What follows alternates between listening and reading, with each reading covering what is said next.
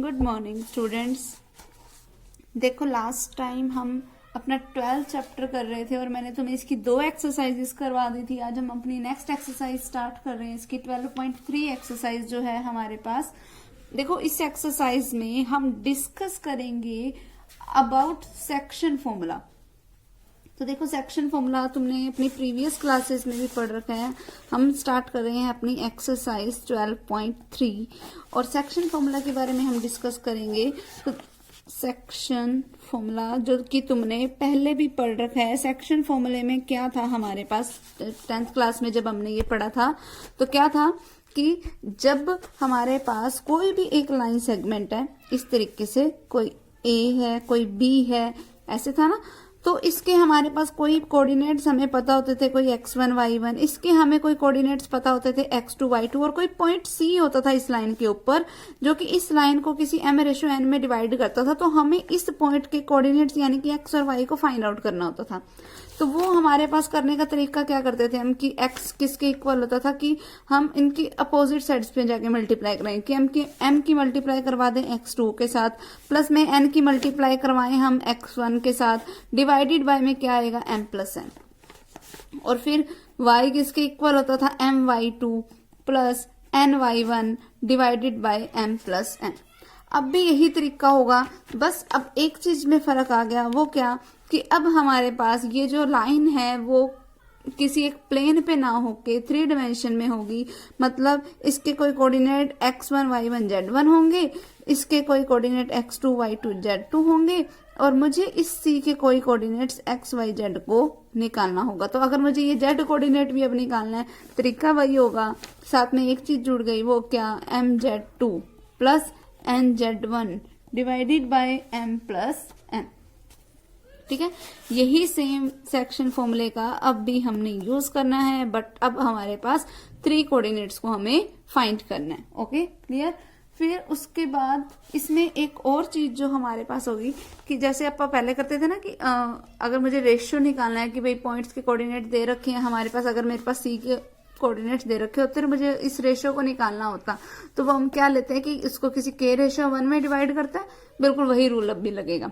फिर अब ये हमारे पास जो सेक्शन फॉर्मूला है ये तब है कि अगर बात हो रही है इंटरनल डिवीजन की, मतलब कि ये जो C वाला पॉइंट है वो इस लाइन के बीच में है, अंदर है। अंदर मीन्स इंटरनल है कि अगर ये कोई C पॉइंट इस लाइन को अंदर कहीं पे डिवाइड कर रहा है, तो अगर ऐसा हो जाता कि हमारे पास ये कोई, हमें कोई पॉइंट A पता है, ये हमारे पास कोई एक पॉइंट B है, और अगर ये हमारे पास कोई पॉइंट C है, तब मुझे अगर इस C पॉइंट के कोऑर्डिनेट निकालने हैं, जबकि मुझे x1 y1 z1 भी पता है, x2 y2 z2 भी पता है, ठीक है, और अगर तब मुझे इस C पॉइंट यानी के कोऑर्डिनेट्स यानी कि अगर x y z को फाइंड आउट करना है। अब मैंने ये कोई मिड पॉइंट नहीं ले रखा कि तुम मिड पॉइंट फॉर्मूला यूज कर देना, ये मैंने अब ये पॉइंट ले रखा है बाहर ले रखा है, तो मतलब ये कैसे डिवाइड कर रहा है, उसको एक्सटर्नली डिवाइड करना है। ठीक है, ये एक्सटर्नली डिवीजन का। इस वाले में हमारे पास होगा क्या, रेशियो वही m/n।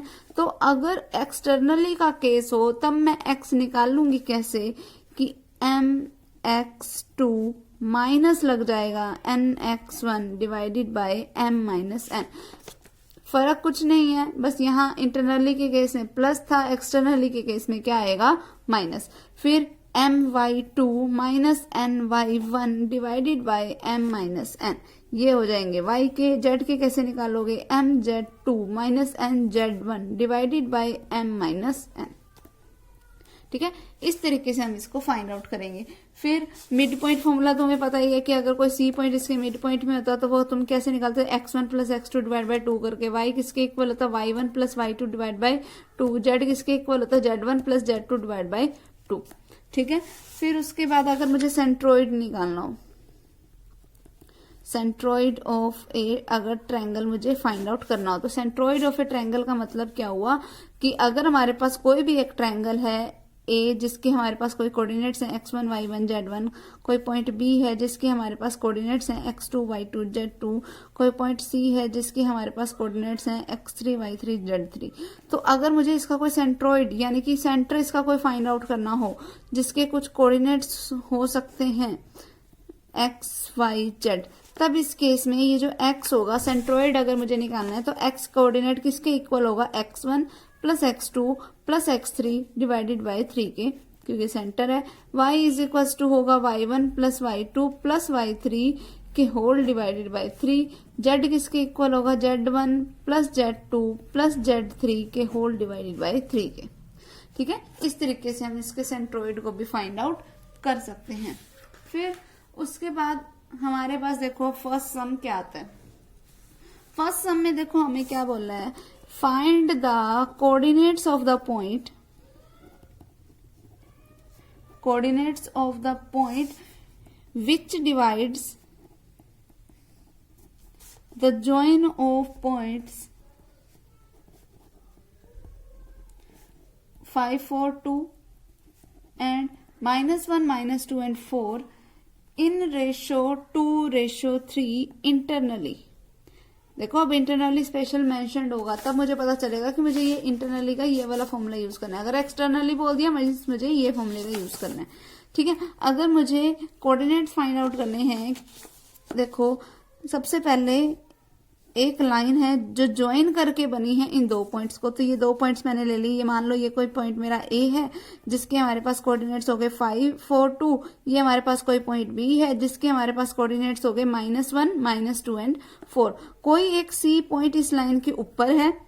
ठीक है, मुझे जिसके कोऑर्डिनेट्स को फाइंड आउट करना है, find the coordinates of the point. ठीक है, और क्योंकि इंटरनली बोला था तो मैंने इस लाइन के ऊपर ले लिया। ये पॉइंट जो है वो इस लाइन को किसी 2:3 में डिवाइड कर रहा है। मान लो अब इसके जो कोऑर्डिनेट्स हो जाएंगे वो हमारे पास क्या होंगे, x y एंड z। तो अगर मुझे अब ये x y z निकालना है तो x मेरा किसके इक्वल होगा, 2 इंटू में -1 प्लस 3 इंटू में 5। फॉर्मूला यही है ना, m की x2 के साथ मल्टीप्लीकेशन, n की x1 के साथ multiplication divided by m plus n। तो ये क्या बन गया, माइनस का 2 प्लस का 15 डिवाइडेड बाय 5, तो इसकी वैल्यू क्या आ गई 13/5। सेम उसी तरीके से y कोऑर्डिनेट निकालो, वो क्या आ जाएगा, 2 की मल्टीप्लीकेशन -2 के साथ प्लस 3 की मल्टीप्लीकेशन 4 के साथ। ठीक है, डिवाइडेड बाय 2 प्लस 3, तो माइनस का 4 प्लस का 12 डिवाइडेड बाय में 5, तो ये मेरे पास क्या आ गया 8/5। तो हमारा जो z कोऑर्डिनेट है अब वो निकाल लेती हूँ, वो क्या आएगा, 2 की मल्टीप्लीकेशन हम कराएंगे 4 के साथ, फिर प्लस में 3 की मल्टीप्लीकेशन हम कराएंगे 2 के साथ डिवाइडेड बाय 2 प्लस 3, यानी कि 8 प्लस 6 डिवाइड बाय 5। तो ये क्या आ गया मेरे पास 14 डिवाइड बाय 5। तो यानी कि सी पॉइंट के हमारे पास कोऑर्डिनेट क्या निकले, 13/5, 8/5 एंड 14/5। ठीक है, अगर यही सब मुझे एक्सटर्नली के लिए बोल दिया होता, चलो मैं अगला सम भी तुम्हें बता देती हूँ, वो उससे तुम्हें पता लग जाएगा। इसी का ना एक सेकंड पॉइंट मुझे दे रखा है, वो क्या है, देखो find the coordinates of the point, find the coordinates of point. Point कैसा है, आर टाइप का है, विच divides P Q, which divides P and Q। P हमारे पास क्या है, कोई पॉइंट 0 0 0 एंड Q हमारे पास कोई पॉइंट है 4 -1 -2 इन 1:2 एक्सटर्नली। और मुझे ये भी प्रूव करना है, prove P is mid point of RQ, ये भी मुझे प्रूव करना है। ये मेरी कंप्लीट स्टेटमेंट। तो देखो अब हम इसको करेंगे कैसे।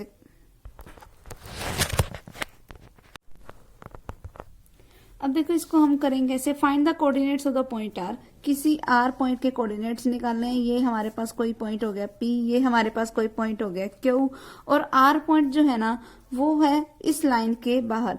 तो मान लो वो पॉइंट है यहाँ कहीं पर, ये पॉइंट आ रहा है जिसकी मुझे कोऑर्डिनेट्स निकालने हैं। तो मतलब ये हो गया एक्स वाई और जेड, और ये जो हमारे पास जो पी पॉइंट है उसके कोऑर्डिनेट्स क्या है 0 0 0, क्यू पॉइंट्स के कोऑर्डिनेट्स क्या है 4 -1 एंड -2।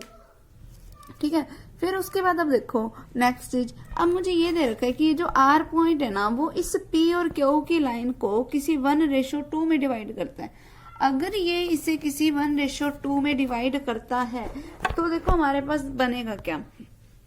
अगर ये 1:2 दे रखा है मुझे, तो फॉर्मूला क्या कहता है कि x जो होगा वो इक्वल्स टू होगा mx2 के, यानी कि 1 की मल्टीप्लीकेशन 4 के साथ, 2 की मल्टीप्लीकेशन 0 के साथ, सॉरी यहाँ पे माइनस आएगा एक्सटर्नली के केस में, डिवाइडेड बाय m - n यानी कि 1 - 2।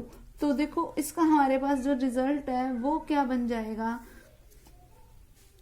यहाँ पर हमारे पास क्या रिजल्ट बनेगा इसका, माइनस का 4 divide by -1 divided by minus का 4। y क्या बनेगा हमारे पास कि हम 1 की मल्टीप्लीकेशन कराएं -1 के साथ, तो क्या आ गया -1, 2 की मल्टीप्लीकेशन 0 के साथ डिवाइडेड बाय 1 - 2, तो -1 डिवाइडेड बाय 1 - 2 करके भी क्या आया -1, तो क्या रिजल्ट बन गया प्लस का 1। अब z कैसे निकलेगा कि 1 की मल्टीप्लीकेशन कराओ तो माइनस के 2 के साथ, तो माइनस का 2 आ गया। फिर क्या करोगे 2 की मल्टीप्लीकेशन 0 के साथ, तो माइनस में 0 आ गया, डिवाइडेड बाय 1 - 2, तो क्या बन गया -2 डिवाइडेड बाय -1, तो z की वैल्यू क्या होगी प्लस का 2। ठीक है, तो x की वैल्यू आई है मेरे पास -4, y की वैल्यू आई है प्लस का 1 एंड z की वैल्यू क्या आई है 2। तो इसका मतलब ये जो r पॉइंट है उसके कोऑर्डिनेट्स क्या हो गए -4, 1 एंड 2। ठीक है, और ये हमारे पास P और Q पॉइंट्स के कोऑर्डिनेट है। फिर उसने मुझे क्वेश्चन में पूछा क्या है, prove that P is the midpoint of R Q. अगर P आर क्यू का मिड पॉइंट है तो मैं आर क्यू का मिड पॉइंट मुझे प्रूव करना है, तो मैं करूंगी कैसे कि मैं आर क्यू का मिड पॉइंट निकाल लेती हूँ। ठीक है, अगर वो P के इक्वल आ गया तब तो P इसका मिड पॉइंट है, अदरवाइज नहीं है। अब देखो R ये है हमारे पास, Q क्या है 4 -1 और -2। अगर मैं इसका मिड पॉइंट निकालूं तो वो क्या बनेगा, मिड पॉइंट कैसे निकालते हैं कि x कोऑर्डिनेट्स दोनों को ऐड किया, डिवाइड बाय क्या किया 2, तो वो क्या बन गया 0 डिवाइड बाय 2, 0 आ गया। ठीक है, फिर अगला देखो 1 माइनस में 1 डिवाइडेड बाय 2, 0 डिवाइड बाय 2 फिर से क्या आ गया 0। फिर अगला देखो 2 - 2 divided by 2 means 0 divide by 2 क्या आ गया 0। ठीक है, तो ये हम आगे हमारे पास रिजल्ट 0 0, इसका मतलब P पॉइंट के हमारे जो कोऑर्डिनेट्स 0 0 हैं वो आ गए हमारे पास। ओके, ठीक है, ये P पॉइंट आ गया हमारे पास, और मुझे यही तो प्रूफ करना था कि आर क्यू का जो मिड पॉइंट है वो क्या होए वही P पॉइंट है, यही प्रूफ करना था मुझे। क्लियर, ये हो गया हमारा अगला सम। ठीक है, अब नेक्स्ट सम देखो क्या है हमारे पास, find the coordinates of the point which trisect the line. कोई एक लाइन है P और Q, ठीक है, जिसके हमारे पास मुझे कोऑर्डिनेट दे रखे हैं 2 1 एंड -3, और Q के जो कोऑर्डिनेट्स हैं वो मुझे दे रखे हैं 5 -8 एंड 3। ठीक है, अब मुझे करना क्या है कि मुझे ऐसे पॉइंट्स के कोऑर्डिनेट्स निकालने हैं जो इस लाइन को ट्राइसेक्ट करें। अगर ट्राइसेक्ट करें इट मीन्स कि 3 इक्वल पार्ट्स में क्या कर रहे हैं डिवाइड। तो मैंने ये 2 पॉइंट्स ले लिए, अब ये पॉइंट्स को मैंने नाम दे दिया R और S। मुझे R और S दोनों के कोऑर्डिनेट्स निकालने हैं। देखो अगर मैं सबसे पहले बात करूं R वाले पॉइंट के लिए, ये हमारे पास कोई P पॉइंट है, ये हमारे पास कोई Q पॉइंट है। ठीक है, अब R पॉइंट है कहीं यहाँ पर, अगर मुझे R के कोऑर्डिनेट निकालने हैं, देखो तीनों सेम पार्ट है, तो यानी कि ये वाला पार्ट और ये वाला पार्ट और ये वाला पार्ट तीनों इक्वल है। अगर R के लिए बात करें तो यहाँ R से पहले P तक आया सिर्फ एक ही पार्ट, लेकिन R के बाद इधर कितने पार्ट आ गए 2, तो इसका मतलब इसका रेशियो क्या हो गया 1:2। इस तरीके से मुझे पता लग जाएगा। अब R के लिए ये डायग्राम बनेगा हमारे पास। अब मुझे R के कोऑर्डिनेट्स निकालने हैं, जिसको मैंने कोई XYZ नाम दे देती हूँ। तो X मेरे पास देखो किसके इक्वल होएगा, अब तो सिंपल ही है, P मेरे को पता है 2 1 और -3, Q मेरे को क्या पता है 5 -8 और 3। तो इसी तरीके से मैं सेक्शन फॉर्मूले का यूज करके X Y और Z तीनों निकाल सकती हूँ। ठीक है, अगर मैं S वाले के लिए बात करूं तो ये हमारे पास कोई लाइन हो गई PQ, ठीक है, जिसके हमारे पास कोई पॉइंट्स पता है, ये हमारे पास कोई पॉइंट हो गया S। ठीक है, अब देखो S से इधर कितने पार्ट्स आए, एक पार्ट ये रहा, एक पार्ट ये रहा, 2, तो ये हो गया 2 रेशियो में। यहाँ पर कितने पार्ट हैं, सिर्फ 1। तो S के लिए मुझे अब रेशियो क्या लेके चलना है 2:1, और मुझे P और Q पता है, तो मुझे सिंपली इसके लिए सेक्शन फॉर्मूले का ही यूज करना है। ठीक है, अगला सम देखो, find the ratio in which the line joining the points P and Q P and Q, जिसके कोऑर्डिनेट्स है मेरे पास 2, -1, 3 एंड Q के कोऑर्डिनेट्स क्या है 4, 3, 1, और कोई पॉइंट R जो है वो इसको डिवाइड कर रहा है, किस रेशियो में डिवाइड कर रहा है वो रेशियो मुझे निकालना है। मान लो ये जो R पॉइंट है वो इस PQ को किसी के रेशियो 1 में डिवाइड कर रहा है, तो R पॉइंट्स के मुझे कोऑर्डिनेट्स दे रखे हैं क्या 20/7, 5/7 और 15/7, ये मुझे कोऑर्डिनेट्स दे रखे हैं। अब तुम्हें पता है कि जो x कोऑर्डिनेट होता है यानी कि 20/7 जो होगा वो इक्वल्स टू होगा कि तुम k की मल्टीप्लीकेशन करा दो 4 के साथ, 4k बन गया, 1 की मल्टीप्लीकेशन करा दो 2 के साथ, दोनों को ऐड किया, डिवाइडेड बाय में क्या आ जाएगा k+1। अब मैंने इनकी क्रॉस मल्टीप्लीकेशन की तो ये क्या बन गया 20k+20, 20 की k+1 के साथ मल्टीप्लाई कराई तो 20k+20 इज इक्वल्स टू 7 की 4k+2 के साथ मल्टीप्लाई कराई तो 28k+14। अब 20 के उधर जाके माइनस हो गया, 14 इधर आके माइनस हो गया, तो ये क्या बन गया 6 इज इक्वल्स टू 8k। तो यहां से क्या बन गया k इज इक्वल्स टू 6/8, जिसका मतलब क्या हुआ 3/4। अभी समझ। अब देख लो हर जगह से सेम यही रेशियो आता है या नहीं आता। अगर हर जगह से यही रेशियो आता है तो मतलब ये इसे इसी रेशियो में डिवाइड करता है। तो देख लो 5/7 वाले को y वाले कोऑर्डिनेट्स को एक बार रख के देख लो, तो 4k की मल्टीप्लीकेशन कराओ 3 के साथ तो 3k, 1 की मल्टीप्लीकेशन -1 के साथ डिवाइडेड बाय k+1, फिर क्रॉस मल्टीप्लीकेशन कर दी, क्या बन गया 5k+5 is equal to 21k - 7। ठीक है, फिर 5 के उधर जाके माइनस हो गया, 7 इधर आके प्लस का होगा, तो 12 इज इक्वल टू ये उधर जाके माइनस हुआ तो क्या बचा 16k। तो k क्या बन गया मेरे पास 12 डिवाइड बाय 16, 4 के टेबल पे कैंसिल आउट हो रहा है, 4 3 ज़ा 12, 4 4 ज़ा 14, तो क्या आ गया 3/4। तो इधर से भी रेशियो वही आया। फिर इसी तरीके से जेड कोऑर्डिनेट वाले को आपस में इक्वल रखो तो वहां से भी k की वैल्यू क्या आएगी 3/4। ठीक है, तो रेशियो क्या हो गया, इसका मतलब हमारे पास वो है 3:4 का। ओके, नेक्स्ट देखो हमारे पास क्या है, using section formula prove that the points. मुझे सेक्शन फॉर्मूले का यूज करके बताना है कि ये जो 3 पॉइंट्स दे रखे हैं मुझे,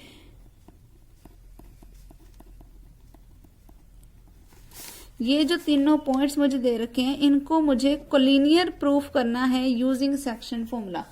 देखो ये तीनों को कोलिनियर प्रूफ करने का तरीका क्या है। देखो सबसे पहली बात, एक चीज जो हमारे पास हमेशा तुम्हें ध्यान रखनी है वो क्या है, देखो ये 3 पॉइंट्स हैं, अब मान लो इन 2 पॉइंट्स को बना के ये लाइन बन गई। ठीक है, ये कोई पॉइंट P है, ये कोई पॉइंट Q है, P के कोऑर्डिनेट्स हमारे पास ये हैं, Q के कोऑर्डिनेट्स हमारे पास 2 4 6 हैं, और इसके ऊपर मैंने कोई पॉइंट ले लिया R जिसके कोऑर्डिनेट्स ये हो गए 14 0 और -2। ठीक है, ये हमारे पास अब मैंने 3 पॉइंट ले लिए। अगर मुझे इनको कोलिनियर प्रूफ करना है तो कोलिनियर है अगर ये, तो ये इसको किसी के रेशियो 1 में डिवाइड करेगा। तो हम करेंगे क्या, सबसे पहले यूजिंग एक्स कोऑर्डिनेट यानी कि 14 इक्वल्स टू, पहले तो मैं यहां से k की वैल्यू निकालूंगी। अगर बाकी के y और z कोऑर्डिनेट्स के लिए भी k की वही वैल्यू आ रही है तब तो ये कोलिनियर है, अदरवाइज वो कोलिनियर नहीं है। कोलिनियर का मतलब क्या होता है कि वो एक ही लाइन पे हो। अगर देखो एक चीज और भी है कि अगर k की वैल्यू जो तुमने निकाली, अगर वो वैल्यू पॉजिटिव आ रही है, अगर वो वैल्यू पॉजिटिव है इट मीन्स कि ये जो R वाला पॉइंट है वो इस लाइन के ऊपर है। अगर वो वैल्यू नेगेटिव आ गई इसका मतलब ये PQ और वो R पॉइंट मतलब कहीं यहां बाहर होता। आगे समझ, होते वो कोलिनियर क्यों, क्योंकि k की वैल्यू x y z तीनों कोऑर्डिनेट्स की हेल्प से सेम ही आएगी, जैसे अभी मैंने इस वाले में करके बताया था।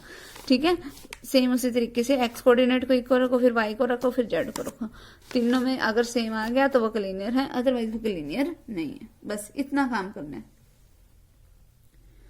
फिर अब नेक्स्ट हम देखो, the x coordinate of A point is 9। x coordinate is 9। फिर फाइंड द अदर कोऑर्डिनेट्स, बाकी के यानी कि y और z टाइप के मुझे कोऑर्डिनेट्स को फाइंड करना है।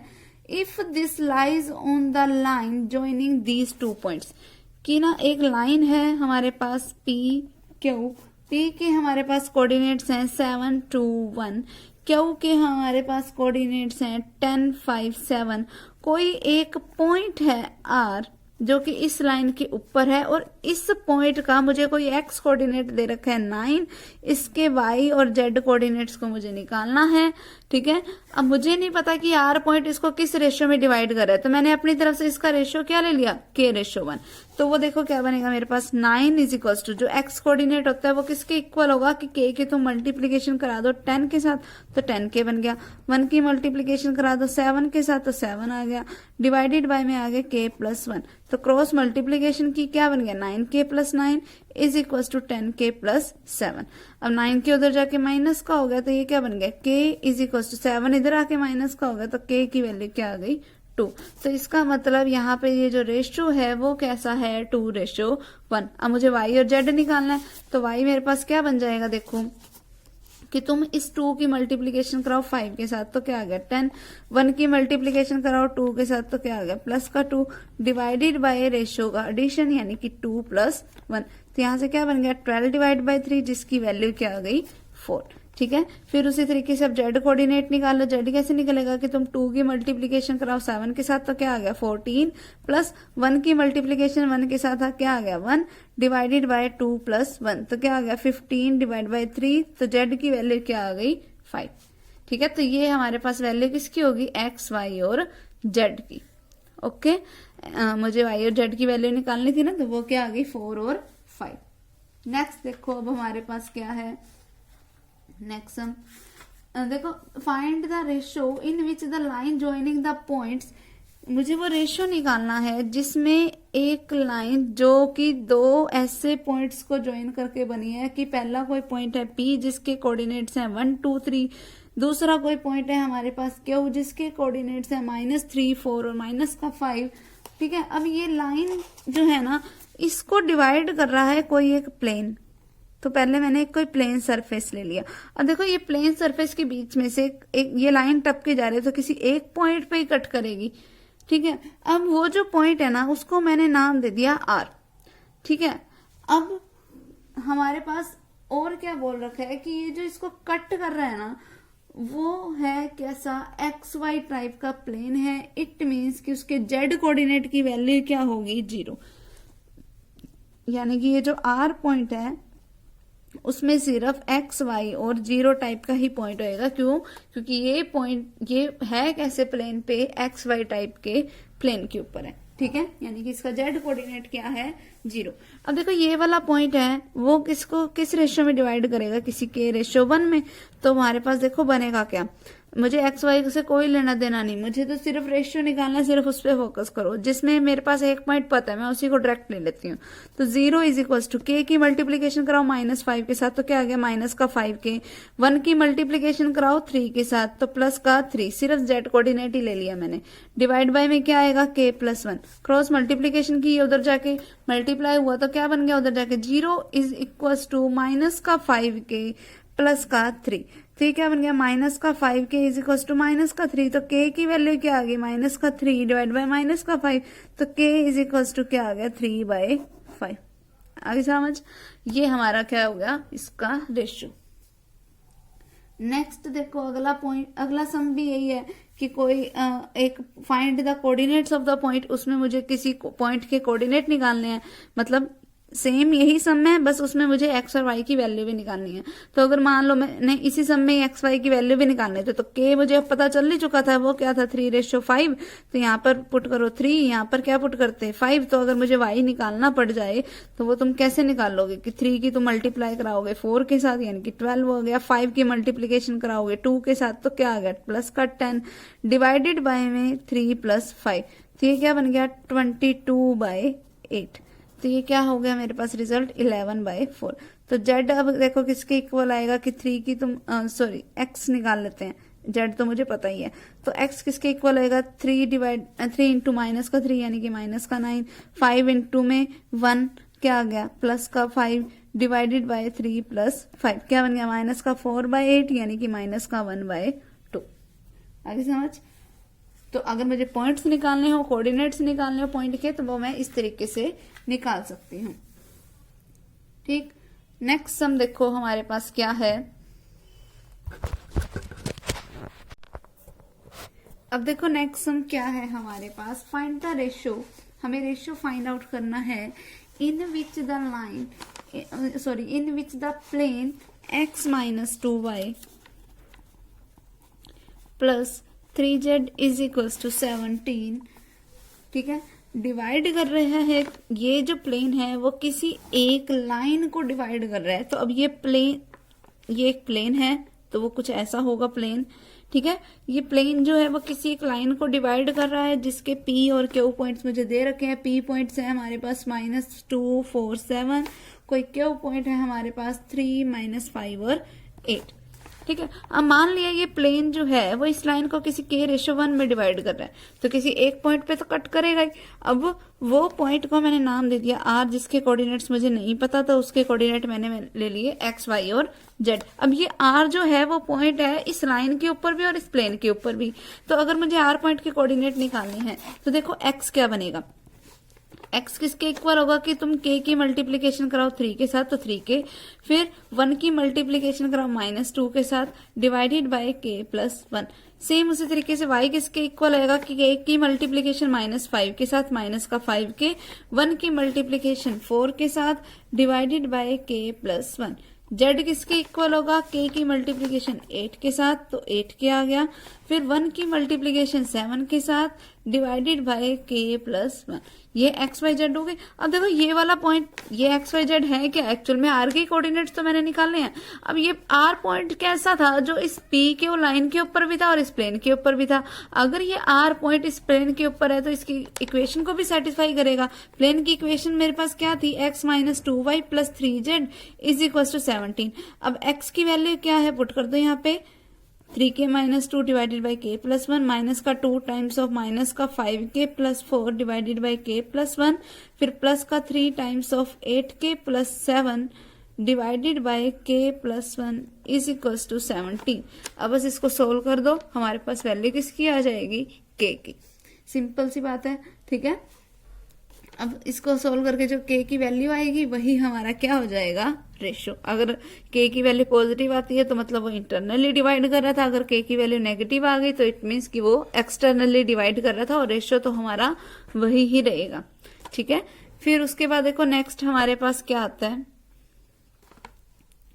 नेक्स्ट सम है हमारे पास कि find the ratio in which the line joining the point. अगला पॉइंट सम भी हमारे पास बिल्कुल सेम यही है, इसी तरीके से हमें उसको करना है।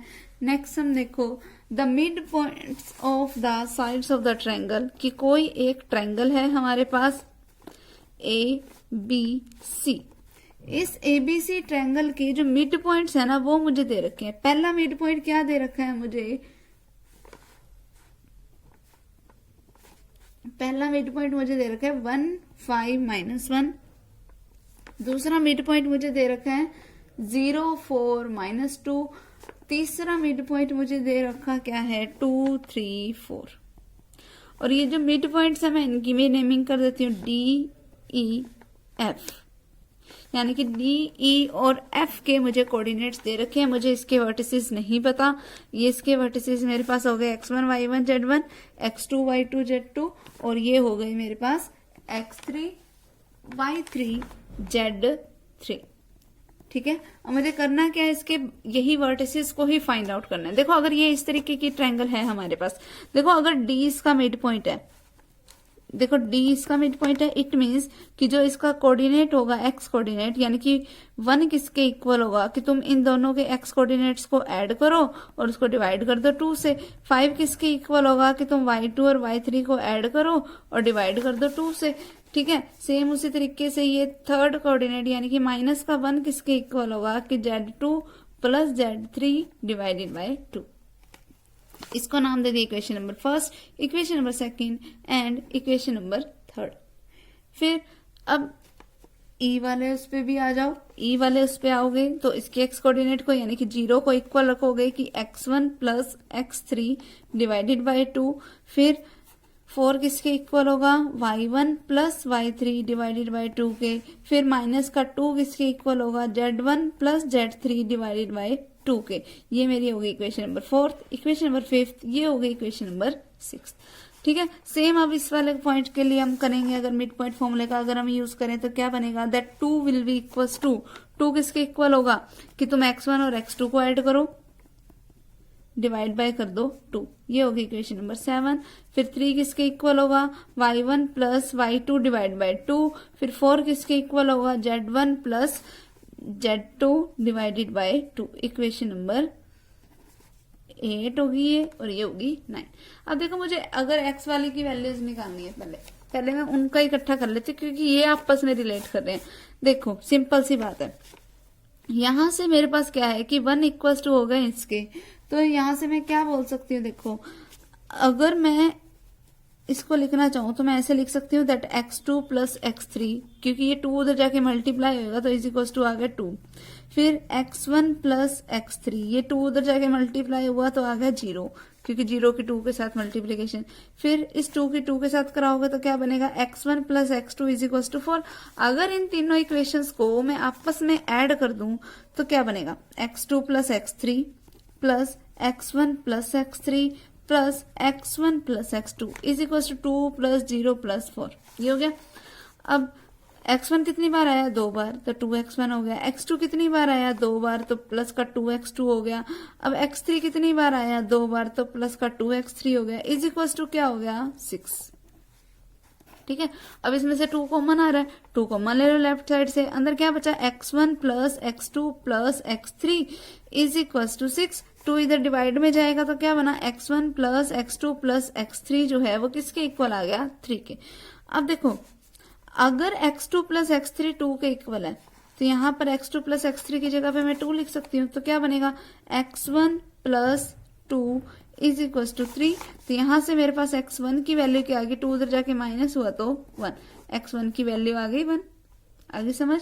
अब x1 की वैल्यू जो 1 आई है वो यहाँ पे पुट कर दो, 1 plus x3 is equal to 0। It means कि x3 की वैल्यू क्या आ गई, माइनस का 1। फिर x1 की वैल्यू ये जो 1 आई थी वो यहाँ पर पुट करो तो क्या बनेगा, 1 plus x2 is equal to 4। तो यहाँ से x2 की वैल्यू क्या आ गई, 3। ठीक है, तो ये मेरे पास वैल्यूज होगी ना x1 x2 x3 की। सेम उसी तरीके से इन तीनों इक्वेशंस को ऐड करो, y वाली तीनों को करोगे तो मेरे पास y1 plus y2 plus y3 आएगा।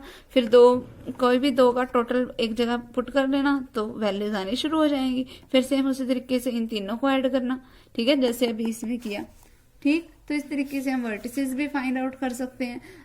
ठीक है, नेक्स्ट सम देखो हमारा क्या है, if ABC are the vertices of the triangle, कि कोई एक ट्रायंगल है हमारे पास जिसके कोई वर्टिसेस हैं हमारे पास A, B और C।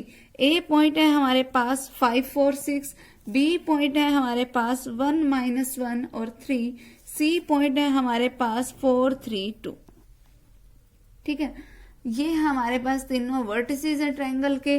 The internal bisector of angle BAC, इस BAC एंगल का इंटरनल बाइसेक्टर, बाइसेक्टर मीन्स कि ये वाला एंगल का इंटरनल बाइसेक्टर मीन्स कि इस एंगल को जो 2 पार्ट्स में, 2 इक्वल पार्ट्स में लाइन डिवाइड करती हो, वो लाइन मीट कर रही है इस BC को किसी पॉइंट D पे।